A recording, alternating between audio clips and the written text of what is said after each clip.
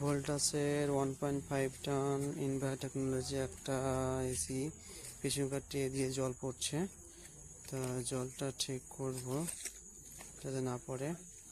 আর এখান থেকেও জল পড়ছে, এই যে টপক টপকে জল পড়ছে এখান থেকেও।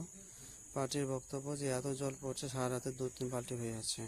এমনিতে সামনেকার ট্রেনগুলো সব ঠিকঠাকই আছে, পেছনকার থেকে যে জল পড়ছে এগুলো সব নোংরা।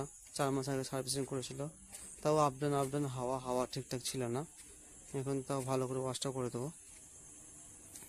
আর এই সামনে কাজে ওপরটা আছে, ওটাও ব্যালেন্স ঠিক নেই, ব্যালেন্সটা মানে ডিসব্যালেন্স আছে, তার জন্য আরও পড়ছে।